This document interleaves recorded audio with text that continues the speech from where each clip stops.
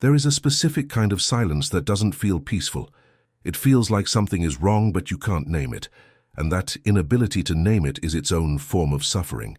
You're sitting somewhere familiar, your room maybe, or a car, or a place you used to love, and you notice that you feel almost nothing.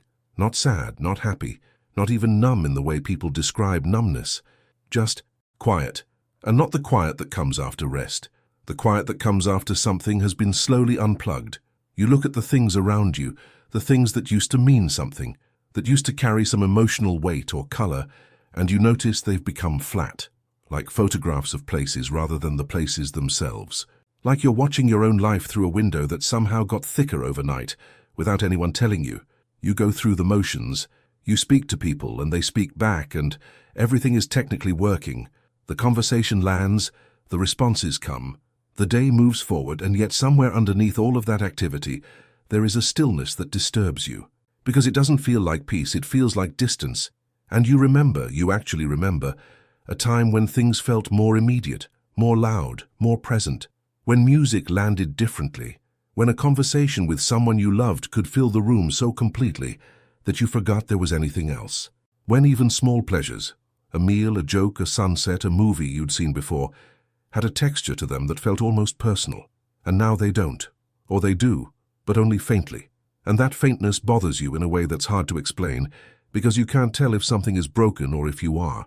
This feeling doesn't announce itself. It doesn't come with a crisis or a loss or an obvious reason. It just arrives slowly, the way light changes in the late afternoon. So gradually you almost don't notice until suddenly everything looks different, and you find yourself asking, in quiet moments, whether you have become cold, whether something in you is shut down, whether you were more alive before and are now somehow less. And the strange part is that this question, this very specific question, feels more real than almost anything else happening in your life, more urgent, more central, because it has to do not with what you are doing, but with what you are, with whether the person standing inside your experience is still capable of fully inhabiting it. Most people do not talk about this. Not directly. They talk around it. They say they've been feeling off or disconnected or like they need a break or that they're just tired. They use the language of exhaustion because it's the most available language, even when exhaustion isn't exactly what's happening. Tiredness can be fixed by sleep. What you're describing can't. You could sleep for a week and wake up, and the flatness would still be there, waiting for you like an old coat hanging on a door. And that's what makes it frightening in its own quiet way. Not that it's dramatic, but that it's persistent. That it's there in the morning and there at night and there in between, not loudly, not aggressively, but present, like a low-frequency hum that you can only hear when everything else goes still. And in the stillness, the mind starts to turn on itself, which is where it gets complicated. Because the mind, when it can't explain something, defaults to accusation. It starts to suggest things. It whispers that maybe you're depressed, that maybe you've become one of those people who has lost the ability to feel properly, that maybe there is something fundamentally wrong with how you're wired, some circuit that burned out or never connected the way it was supposed to. The mind builds a case, slowly and methodically, using evidence from your own behavior. You haven't called that person back. You've been avoiding conversations that used to be easy. You look at the future and feel less excited than you think you should. You look at things other people seem to enjoy deeply, and you feel a mild, polite interest at best. And the mind says, see how broken you are? And if the mind is particularly clever, which yours probably is, since you're the kind of person who ends up in this particular silence, it will add layers to the accusation. It will say that maybe the coldness isn't sadness. Maybe it's something worse. Maybe it's arrogance. Maybe you've grown so much in your own thinking that you've become intolerant, unable to relate, incapable of meeting people where they are. Maybe the distance you feel isn't emptiness, but superiority, and that's even more uncomfortable to sit with than emptiness, because emptiness is passive, but superiority has a moral weight to it, and you don't want to be that. You don't want to be the person who has thought themselves out of warmth. Here is something that almost nobody talks about clearly.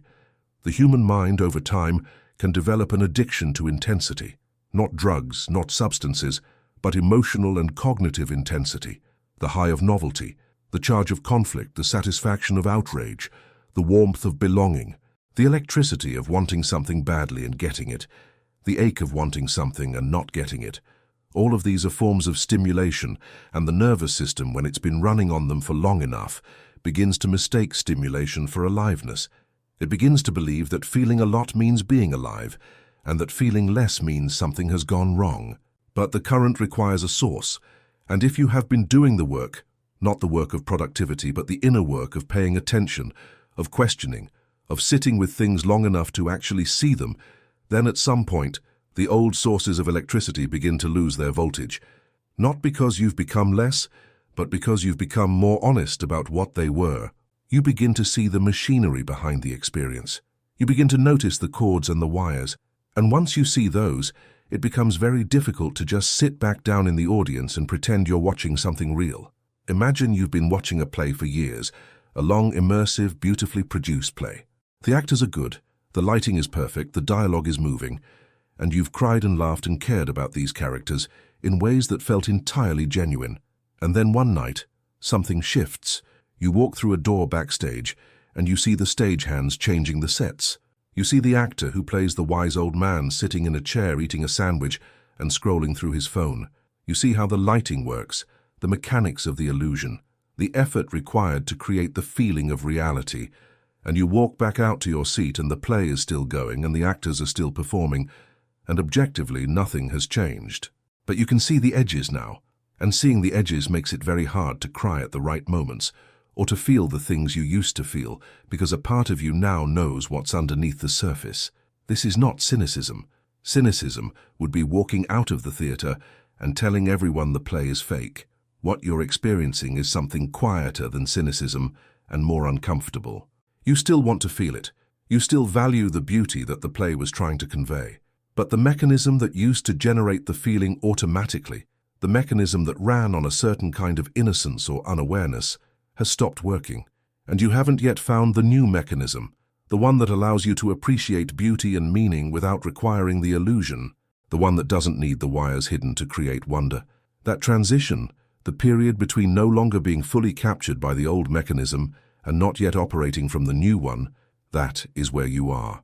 And it looks, from the inside, exactly like what you've been describing, the flatness, the distance, the mild and polite relationship with things that used to grip you, because you are, in a very literal sense, between two ways of experiencing. And in between is not a comfortable place. In between is a kind of liminal zone where the old rules don't fully apply and the new rules haven't been established yet, where you can see clearly but not yet feel deeply in the way you used to, where clarity and aliveness seem temporarily to be in opposition. Consider what it means to shed a skin. Not metaphorically, but in the literal biological sense. The organism that is shedding a skin is not in a pleasant state. It is in a state of exposure and sensitivity and dryness and discomfort. The old skin is coming off in pieces, and the new skin underneath is not yet hardened, not yet ready, not yet doing the job that skin is supposed to do. There is a period, brief in reptiles, much longer in humans, where the creature is simply raw, where the protective layer that used to make sense no longer fits, and the new layer hasn't fully formed. And if you didn't understand what was happening, if you just looked at the animal during that process, you might think something terrible was wrong with it. You might think it was sick or dying or damaged, because it moves more slowly, because it seems less engaged with its environment, because it is, in a very real sense, turned inward. That inward turn is not a failure of engagement with the world. It is the necessary direction of energy during a period of transformation. The organism is not retreating because it no longer wants the world. It is allocating its resources to the process that needs to happen before it can re-engage with the world in a way that actually fits who it has become. And this is what is being asked of you, whether or not you chose it. To be patient with the rawness, to tolerate the in-between, to resist the pull to conclude that the rawness means something is permanently wrong. There is also something specific about the solitude and the withdrawal that needs to be named, because it is one of the most misunderstood parts of this whole experience. When you begin to see through things, when the machinery behind the play becomes visible to you, you also begin to lose fluency in a certain kind of social language, the language of shared assumptions, the language that allows people to talk about things with a certainty that you no longer feel, the language of enthusiasm for systems and goals and definitions of success that no longer quite make sense to you. And when you lose fluency in that language, You also lose the ease of certain connections, not because you are better than the people who still speak it, but because you are for the moment in a different place, and the translation is difficult, and some nights it just feels like too much effort to perform a fluency you don't actually have anymore. So you get quiet, and the quiet, to the people around you, can look like coldness or disinterest or depression. But from the inside it is more like a kind of necessary conservation. You are not withdrawing from people because they don't matter. You are withdrawing from the performance of connection that has become exhausting precisely because it no longer feels like actual connection. And there is an important difference between those two things. The first would be a pathology. The second is a form of honesty that doesn't yet have a comfortable social form. The loneliness of this is real. It should not be minimized. There is a particular loneliness in being in a room full of people who are having a conversation that feels slightly off-key to you. Not because they're saying wrong things or bad things, but because the frequency on which they're operating feels, from where you are, a little like a dream you're watching from outside.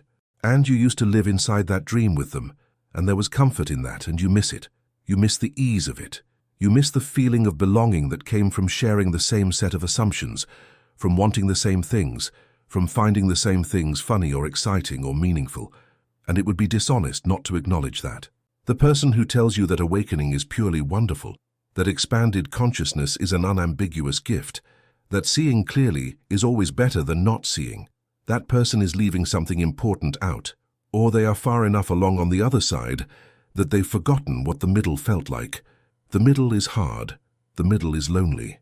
The middle is standing in a kitchen you've lived in your whole life and realizing that you've outgrown it, and not yet having a new kitchen and eating standing up in the hallway, and that being where you live for now. The voids is real. The emptiness between who you were and who you are becoming is not a metaphor. It functions experientially like actual emptiness, like a room where furniture used to be and has been removed, and you can still see the marks on the floor where it stood. And the instinct, the powerful human instinct, is to put new furniture in quickly, to replace the old meanings with new meanings, the old certainties with new ones, the old excitements with new ones, just as intense, just as consuming, because the emptiness is uncomfortable and meaning is comfortable, and the nervous system, trained over a lifetime to prefer fullness, does not like to sit in a room with only marks on the floor. But the marks need to be seen. The room needs to be empty for long enough that you stop expecting it to look the way it used to. This is not about wallowing in emptiness for its own sake. It is about allowing the space to actually be available before you begin to fill it again. Because if you fill it too quickly, with whatever is most immediately available, with whatever most closely resembles what used to be there, you will have missed the entire point of the furniture being gone. The furniture was moved for a reason. The room cleared itself for a reason. And the reason will only become apparent if you can tolerate the empty room long enough to actually look at the walls. The trap is this: the belief that what you have experienced makes you different in a way that matters morally or socially. The belief that your ability to see the machinery of the play, your withdrawal from the drama, your reduced appetite for the noise, the belief that these things place you at a higher level than the people who haven't had the same experience. It is an almost irresistible belief, because it makes sense of the loneliness. If you are ahead, then the loneliness is not a loss, but a cost of growth. If you are beyond, then the disconnection is not painful but appropriate. If you see more clearly, then the people who don't see as clearly are in some hierarchy of consciousness somewhere below you. This is ego wearing philosophy's clothes, and it is among the most dangerous forms of ego precisely because it is so hard to call out. Because the person who has fallen into it often responds to any challenge by framing the challenge as proof that the challenger simply doesn't understand yet. It becomes a closed loop. Every piece of evidence against the superiority is reinterpreted as evidence for it, and the person becomes slowly not clearer or freer but harder, more distant, more certain of their own exceptionalism, more contemptuous, not always outwardly but inwardly, of the people around them who are still living inside the drama. This is not growth. This is grief that has been repackaged as elevation. This is loneliness that has been given a title, and the way out of it is not humility as a concept. It is humility as a lived recognition that the person who is still fully inside the play is not less evolved than you. They are in a different moment of their own story, and their moment is as valid and as real and as important as yours. The woman weeping at the theater is not less conscious than the man who can see the stagehands. She is more present to what is happening in front of her. And presence is not a lesser form of intelligence. It is its own form of depth. Furthermore, you are not done. You are not at the end of something. You are in the middle of something. And the version of you that exists in 5 or 10 years may look back at who you are right now with the same gentle recognition that you are currently offering to people you consider less aware. The map does not end where you currently stand, and the humility of that, the genuine felt recognition of that, is not a diminishment of what you've understood. It is the sign that you have actually understood it. The thinking mind, the mind that questions and analyzes and sees through and deconstructs, is a powerful instrument. But it is an instrument, not an identity. And when you begin to identify with it, when the fact that you think in this way becomes the thing you are most proud of about yourself, you have made a subtle and significant error, because the thinking mind can deconstruct everything except itself. It will happily point out the ego in others and remain blind to its own. It will notice the performance in everyone around it and be the last to notice its own performance. And its performance is particularly convincing because it uses the language of non-performance. It says, "I don't need the drama. I see through the noise. I'm not attached."